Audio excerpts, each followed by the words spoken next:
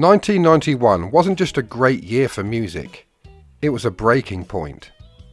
The Cold War had ended, but the future didn't feel secure. The Gulf War unfolded live on television. The economy was slipping into recession, and for the first time an entire generation of young people was growing up under constant media saturation. War footage, political rhetoric, advertising and celebrity culture all colliding on the same screen. And then, almost overnight, the music changed. In the span of 12 months, albums released in 1991 didn't just top charts, they rewired the music industry. They shifted youth culture away from excess and toward authenticity. They redefined masculinity, vulnerability, rebellion and success, and they permanently changed what mainstream music could sound like. This wasn't a slow evolution, it was a rupture.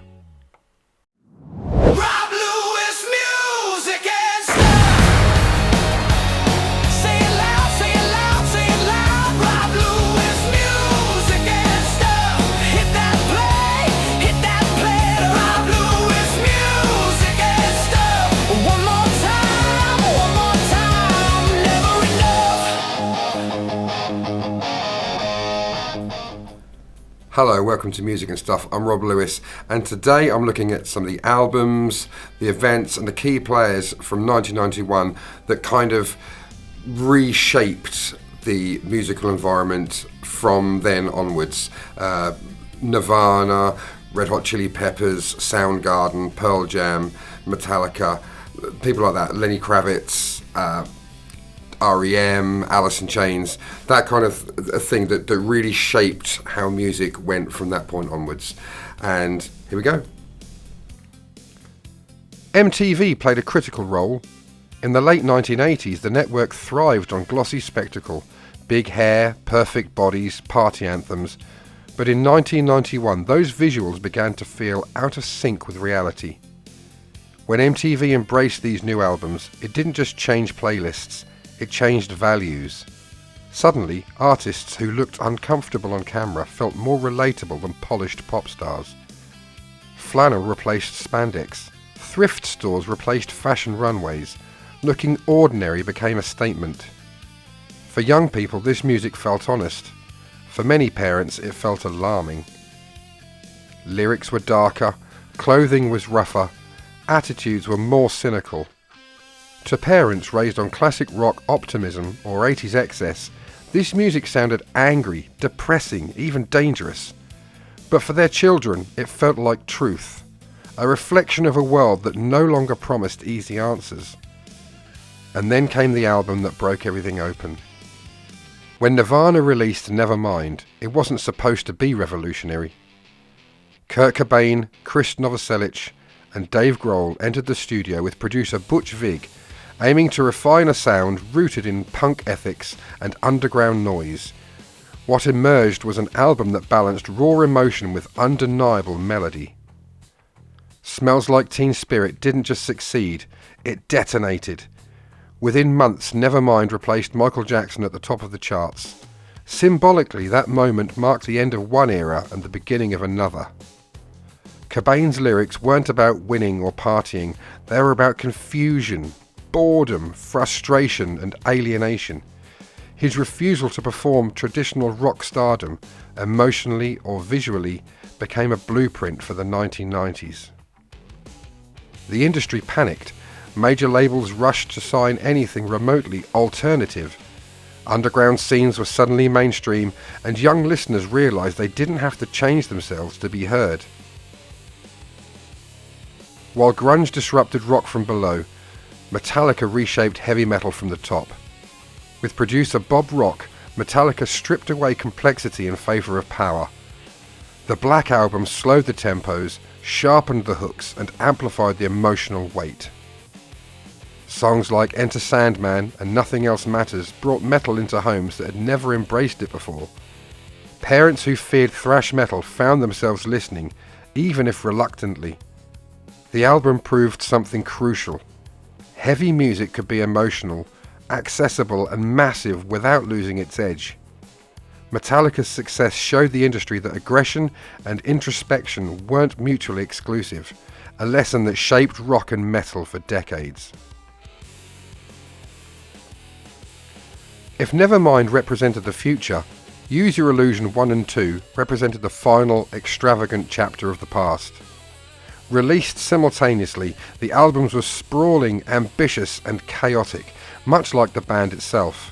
Orchestras, ballads, blues, hard rock and political commentary collided across more than 30 tracks. Guns N' Roses embodied the excess that youth culture was beginning to reject. Axl Rose's volatility mirrored the instability of fame itself.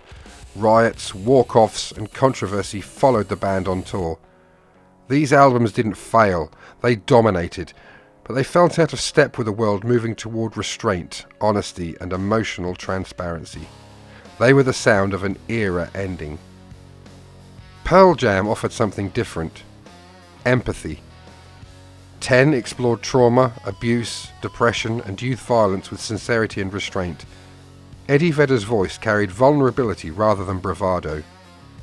Jeremy, inspired by a real-life school tragedy, forced mainstream audiences to confront uncomfortable truths about adolescence, neglect and emotional isolation. Parents feared the subject matter. Teens felt seen. Pearl Jam's refusal to play by industry rules, especially later battles with Ticketmaster, reinforced the idea that artists didn't have to sacrifice integrity for success. Soundgarden proved that the Seattle scene wasn't a single sound, it was an ecosystem. Badmotorfinger blended metal weight, psychedelic experimentation and odd time signatures. Chris Cornell's voice carried both fury and control. This wasn't pop rebellion, it was complexity, and it showed young musicians that heaviness didn't have to be simple to be powerful. Red Hot Chili Peppers' Blood Sugar Sex Magik brought vulnerability and funk into alternative rock, while R.E.M's Out of Time proved that quiet introspection could be just as radical as distortion. Together, these albums expanded the emotional and stylistic range of mainstream music. Of course, it wasn't just the music and songs and albums of these artists that kind of reshaped the way music was going moving forward. 1991 was also the dawn of, certainly at least one of the greatest outdoor musical festivals that's still going today, Lollapalooza. Lollapalooza unified these movements physically. It wasn't just a tour, it was a cultural gathering. Alternative rock, metal, punk and hip-hop shared space, reflecting a generation that rejected rigid boundaries. Fashion followed philosophy. Youth culture embraced imperfection, second-hand clothing and anti-glamour as authenticity became the new currency. These albums shaped the next generation of musicians, from alternative rock to metal to indie and beyond, proving that success didn't require polish, conformity or silence. More than 30 years later, these albums still resonate. They're studied, reissued, streamed by millions who weren't alive when they were released. They continue to influence artists searching for honesty in a commercial world. 1991 didn't just change music, it changed how music speaks to youth, to society, and to history itself. Thanks very much for watching this video. I hope you enjoyed it. If you did, hit the like button, drop a little comment, let me know what you thought of it and about the albums in general. Let me know your thoughts on if you were around when the albums came out, what sort of impact they had on your life. Don't forget to subscribe if you haven't already, and there is a link to my Patreon in the description. If you're feeling generous, it's cool, but it's there if you are. So yeah, I'll see you in the next one. Thanks very much for watching. Catch you later, Bill and Ted.